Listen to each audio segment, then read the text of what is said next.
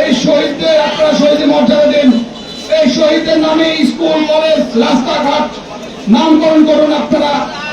যদি আপনারা না করেন তাহলে এই শহীদ নিলয় শহীদ জাহিদ আমাদের দিকে তাকিয়ে আছেন, বলছে আমাদের আত্মত্যাগ বৃথা যাচ্ছে।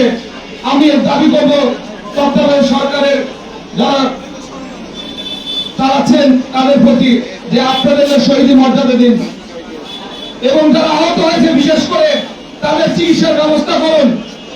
আপনারা যদি ব্যবস্থা না করেন তাহলে বিএনপি এখন বিরোধী দল, তাহলে আমরা যৎসামান্য হেল্প নিয়ে তাদের দাঁড়ে দাঁড়িয়ে যাচ্ছি তাদের আমাদের বার্তা নিয়ে। আমরা হয়তো অতটা করতে পারবো না, যেহেতু আপনারা সরকার পরিচালিত করতেছেন। আপনার প্রতি আমার দাবি থাকলো এই আহত যারা পঙ্গু হয়ে আছেন তাদের সুচিকিৎসার ব্যবস্থা নিন।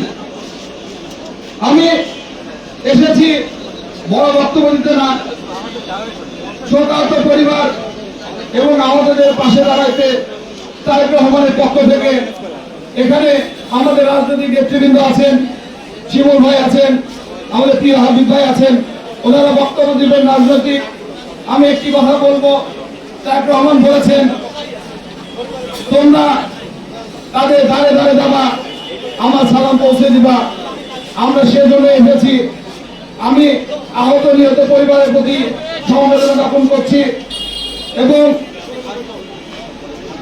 আমরা যদি কখনো সুসময় পাই, আমাদের সরকার যদি কখনো এখানে বাংলাদেশের প্রতিষ্ঠিত হতে পারে, আমরা যদি সরকার গঠন করতে পারি, আমরা এই শহীদদের পাশে থাকবো। এই শহীদদের মনে রাখার জন্য যা করণীয় আমরা করবো ইনশাল্লাহ। তারেক রহমান বলেছেন তাদের খোঁজ খবর রাখবা এখন আর ভবিষ্যতে আমরা হচ্ছে সুসমাজটা তাদের দেখবো ইনশাল্লাহ। আমি বক্তব্য দীর্ঘায়িত করবো না, আমি শুধু বলবো আপনারা যারা এখানে আছেন, যারা বিএনপি নেতৃবৃন্দ আছেন, বিএনপি সমর্থক আছেন, যারা বিত্তবান আছেন, তারা এই শহীদদের এবং আহতদের পরিবারের পাশে থাকবেন ইনশাল্লাহ। আমরা খোঁজ খবর নিব, এই বলে আমার সংক্ষিপ্ত বক্তব্য শেষ করছি। আল্লাহ হাফেজ। বাংলাদেশ জিন্দাবাদ।